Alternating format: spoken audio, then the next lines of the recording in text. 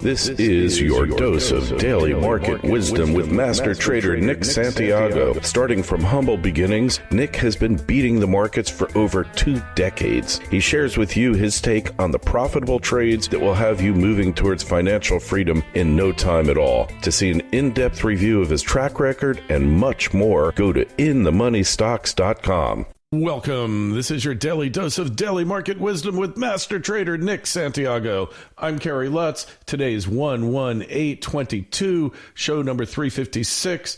Well, Nick, rising yields mean lower stock prices, don't they? Right now they do. They definitely do right now. We're seeing bond yields on the move again today.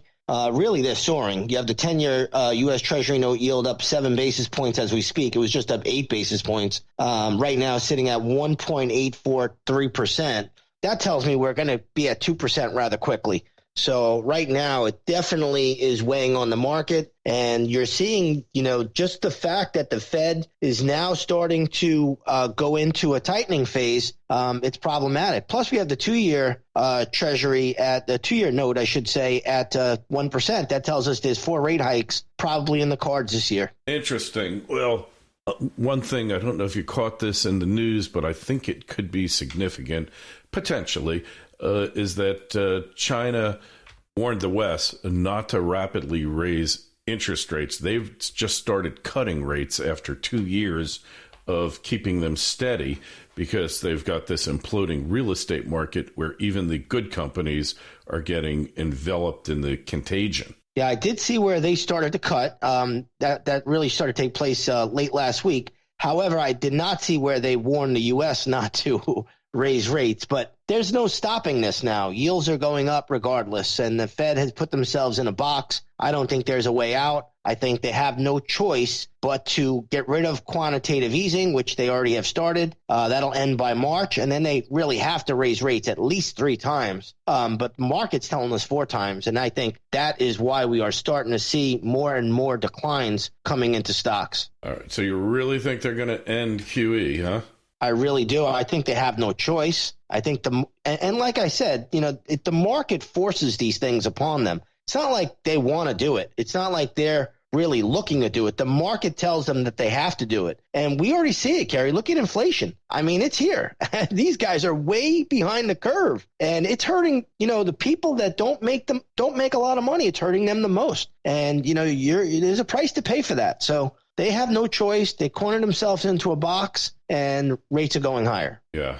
Well, this is fascinating to watch because we had never gone down this trail of QE before. There was some QE actually during the 30s, during the Great Depression, monetization of debt, buying up of treasuries in the market, but not like a systematic, organized program that we've seen for the past 10 years. QE to infinity.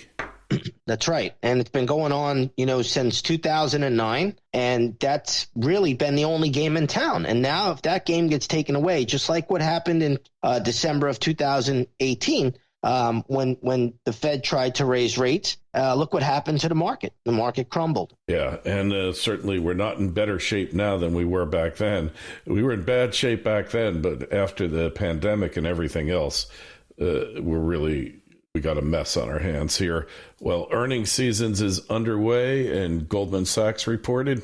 That's right. Goldman Sachs reported this morning before the opening bell. The stock is trading down $30. It's about an 8% decline. So far, we've seen a negative reaction to JP Morgan's earnings, and we've also seen a big negative reaction this morning to Goldman Sachs. And again, this is occurring with higher bond yields. Normally, higher bond yields are positive for the financials. Not the case right now. And again, as I've said on this program before, if we get an inverted yield curve, that means, pretty much we're going to go into a recession. Yeah, and likely when they look back, they'll see we were already entering one. At this point, retail sales have been down, everything else. So earnings, but earnings still pretty strong for now.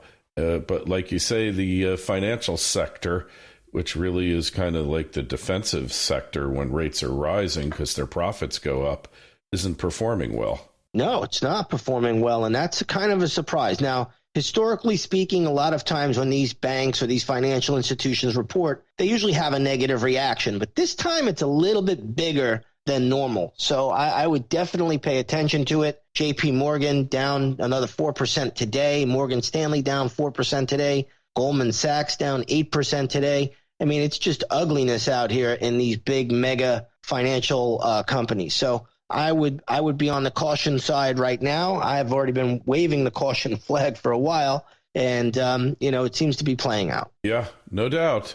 You've been on this. You were well ahead of it, Nick. So we got options expiration or expiry, as they would say in Canada, coming up this Friday.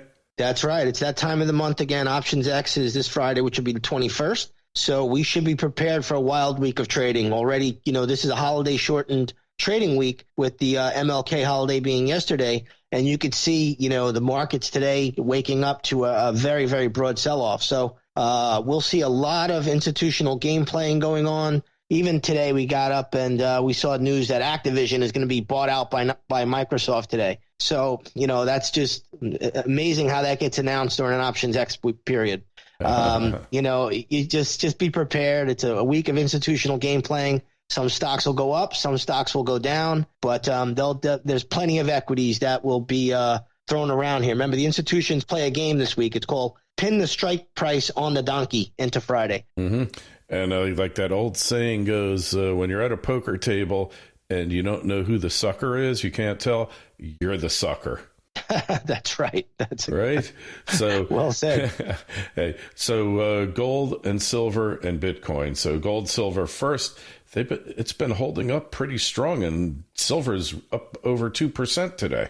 Yeah. So gold today, gold futures, not a bad day, up $3 on the session. It's not a big move, but like you said, silver's making a very good move. And that looks like, to me, has a little bit more upside. If you look at silver futures today, they look like they could get to around the 23.85 to 24 level. They'll do a little bit of pausing there. We'll see how it reacts, but very, very strong move in silver. Gold still holding up pretty well as we speak. Again, like I said, I don't think it's set to break out right now, but we got to respect these charts and we'll see what kind of patterns form, but it's definitely looking a bit more constructive. Hey, even if it doesn't break out and it just stays in a tight channel, that's highly bullish, isn't it?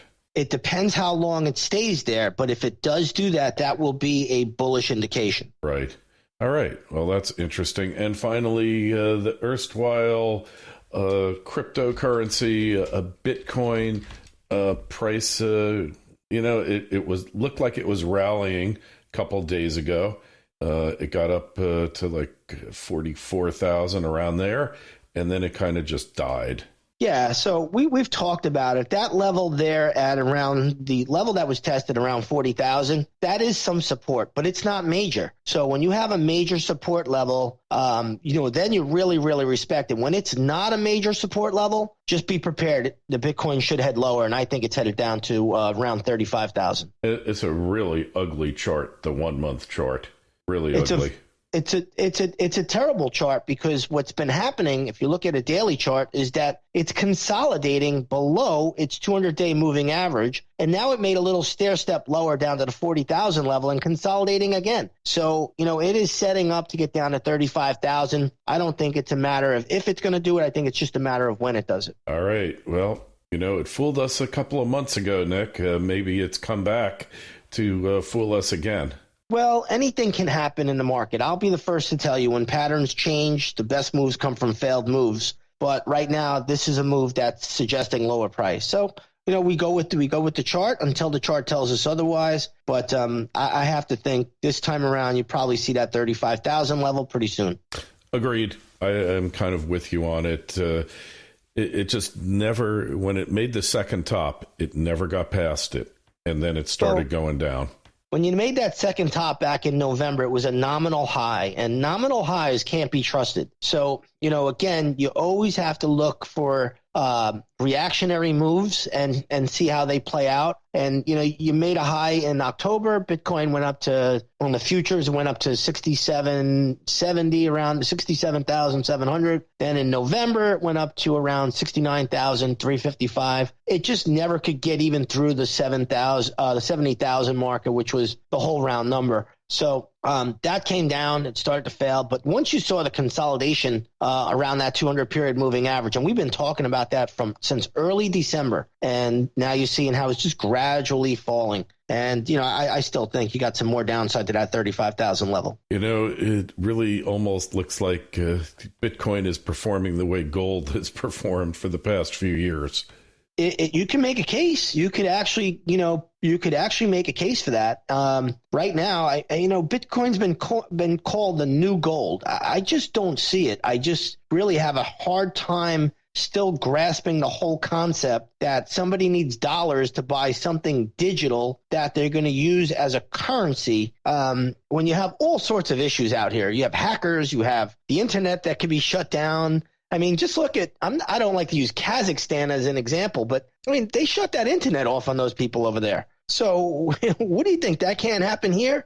People in the U.S. and, in these Western countries, I think they take things for granted a little bit too much. Something that can happen somewhere else can certainly happen here in the United States as well. People take things for granted, like, we can just, I don't want to get into the whole thing, but just thinking that, we can go reduce hydrocarbon usage, everything else, and you'll be able to turn your light switch on and the lights will come on. It's just this naivete of the West is really kind of shocking. We could do a whole show on that. The biggest hoax ever perpetrated, if you ask me. But again, we're just looking at a society that is just upside down. And absolutely.